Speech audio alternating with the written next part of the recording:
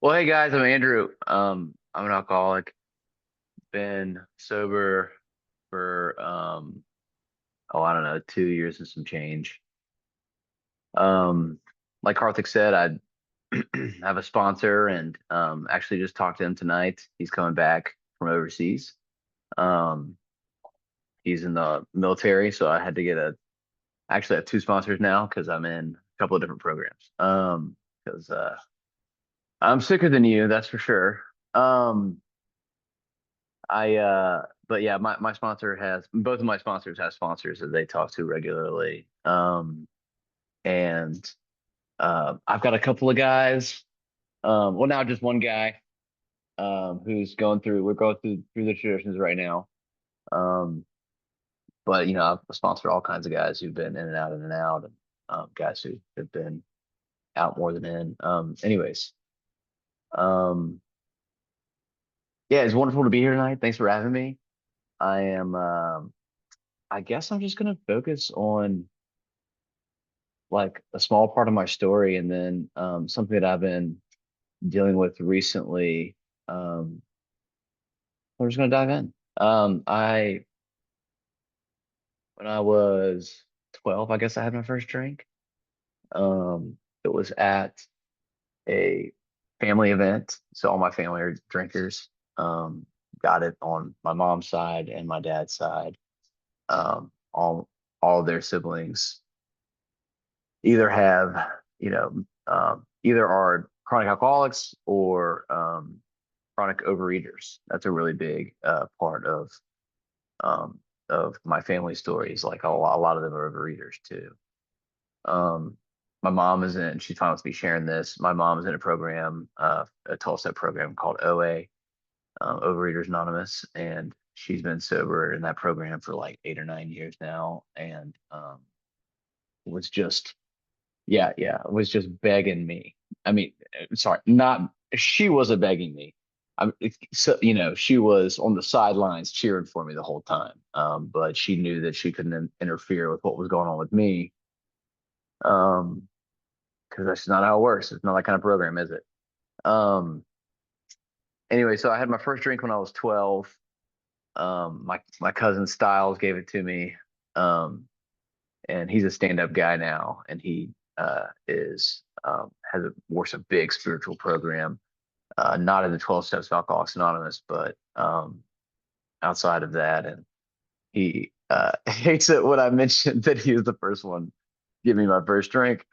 Um, but I really didn't start kicking. I drank a little bit in high school, and I smoked a bunch of weed. Um, and I won't focus too much on that because I know this is AA, but that's part of my story for sure. Um, but it really took off when I was 18 and I left for college because I did the parents didn't have the reign on me anymore. I could do whatever I wanted. I remember I went going to a frat party and I didn't know much about jungle juice or how strong it was.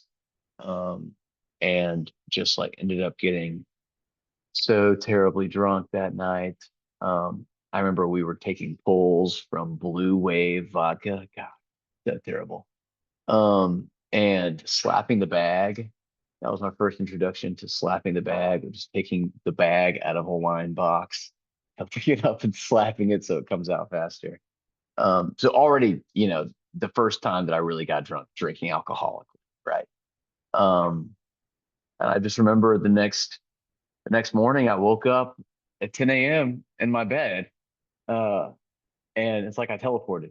Um, and I woke up because my buddy came in, threw a rag at me, and said, "Hey man, go clean up my truck."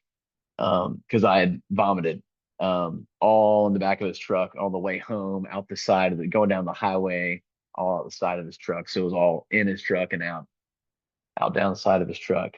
Um, and it was uh, the only thing I remember. I don't remember cleaning. I don't remember what happened. The only thing I remember from that situation is wanting to do it again. Can't could not wait. to do it again, right? Could not wait to get fucked up, um, harder, faster, you know, as much as I could.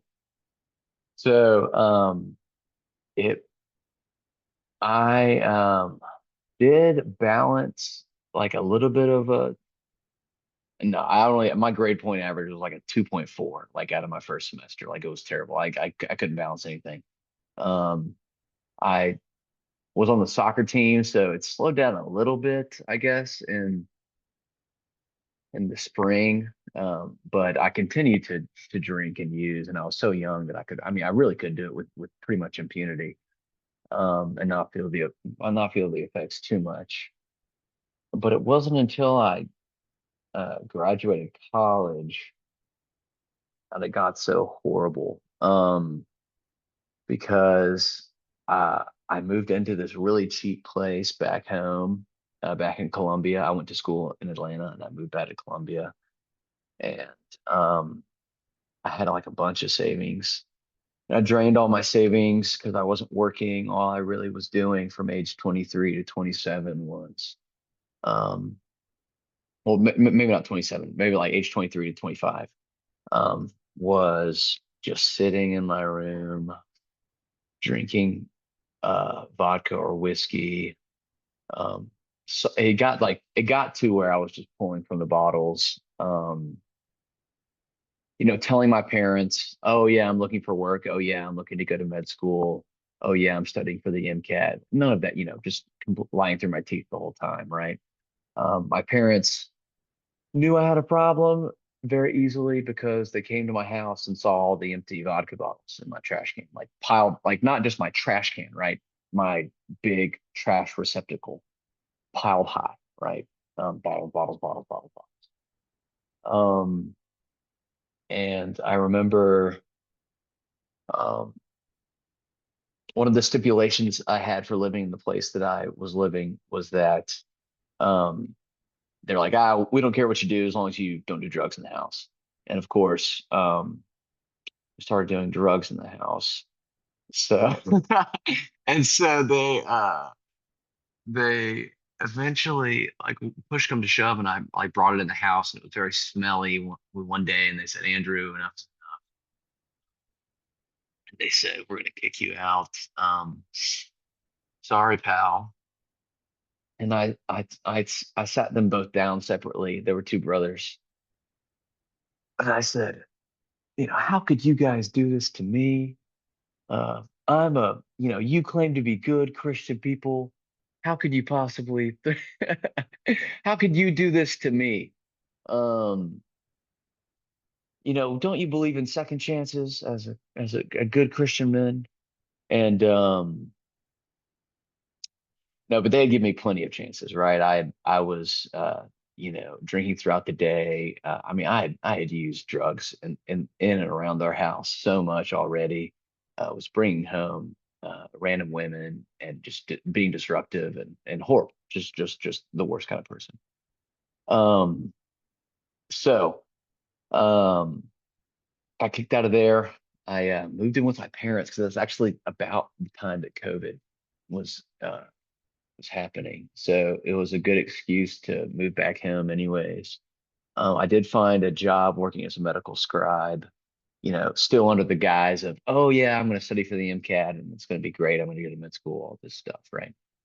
Um, and I remember one of the first nights I got back to my parents' house, my dad had kind of started using the room that I was staying in for storage, and he had this huge bottle. It's bigger than the 1.75 liters. I don't know exactly. It's like I don't know why they had such a big bottle of it, but Jack Daniels, which is my favorite. And I remember being so embarrassed and disgruntled after like the second night. My dad had like, I guess he had figured out that I was drinking all this whiskey each night and like had taken the bottle out. And um, my parents, of course, knew what was going on. My mom had lived, in addiction and knew the signs. Both of her parents were alcoholics, and my grandfather on my father's side was an alcoholic. My mom had already gone through the 12 steps in OA at this point, and I remember I would tell her how angry I was all the time. I was just so angry at everything, right? At the world. Because if I couldn't do it exactly what I wanted to do, though, I mean, there was a problem. If I couldn't drink exactly how I wanted to drink or use exactly how I wanted to use, that was a problem. And I thought the problem was with everybody else. So she actually gave me a big book at one point and was like, "Yeah, I think this might help you with your anger problems." And I was obviously too blind. You just can't see what you can't see, right? And I was too blind to understand what she was telling me, like, "Hey, Andrew, you got a problem." Um, so I eventually move out of that place. I get a couple of other jobs. I won't go into it too much because of my time constraint here, but I get a couple of other jobs and hopping from one job to the next. And eventually I um I moved into a duplex. I was renting out one side. And I mean it got really bad. I got fired from a job at one point. Um, I mean, not because I was drinking on the job, but simply because of how alcohol was affecting my life, right? I would, at one point, I was a teacher, and I like I would like pregame the high school football games and go like, who the fuck does that? 27 years old, you know what I mean? Grown ass man acting like a child. Um, but when I lost that job, the summer after, um, I guess it was probably it was April of 2023 where um I like went out one night, I blacked out, I came back home. The next morning I woke up in a daze and I thought I'd been drugged, like I had a date rape drug in me or something. Um and I called my parents and they came over and they were very concerned with the state of me. Um And so I went to the ER and they did some tests, and it was at that ER to the doctor and to my parents in the room that I finally admitted exactly how much I drank. Um, and that I had a problem. That's probably when I did the first step, I imagine. Um, and Because I mean, I had tried to admit to God that I had a problem. Or I mean, I suppose I did. I don't know. I was sending up prayers, right? I was laying in bed late at night, poor me, sending up prayers saying, God, please take this away from me. And then it finally got so bad, I stopped talking to God altogether. Um, but I did the first step in that ER with my parents there, and it turns out I hadn't been drugged. Well, I had been drugged. I had drugged myself. I came back home after I put two and two together where I had like a big bottle of gummies, of edibles. And I consumed like 750 milligrams of THC that night, just popping gummies while I was blackout drunk. So um, after that, I decided that I needed to get sober, or at least um, I decided that I needed help. That's for sure. So I went to an AA meeting. It took me a couple of white chips before I got a sponsor, but I finally did and started working the steps. And man, it has been this kind of thing where you've got your ups and downs, but everything in general has just gotten a lot better, right? The duplex that I was worried about not being able to afford rent in, well, I own that whole building now and I rent out both sides, and I'm doing very well with it. I moved into a new place with my fiance. Um, I One of the guys that's in that duplex is another recovering alcoholic, who doesn't pay me enough money, but that's okay. I try not to have a resentment toward him. Um, I I have a conscious connection with my higher power today, which is, I mean, that's the whole deal, guys, is finding a higher power and being able to do business with that higher power. That's the whole deal. Um, because when I do that, everything else falls into place. I'm able to be a better fiance to Emma. and I'm able to be a better son to my parents.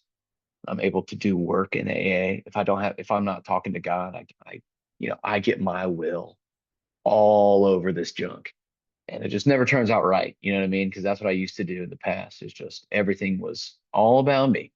But when I'm able to do business with God, that's when I find myself. Uh, that's when I find myself, being rocketed into the fourth dimension. Um, I know I've only got a few minutes left, so I wanted to pivot um, into the topic. A lot of what I do is I mean, the biggest part of my program is working with other guys, putting in work in, I'm the GSR at my home group, and I go to district often, and I do SCCYPAA, and I mean, doing the work is really important to me.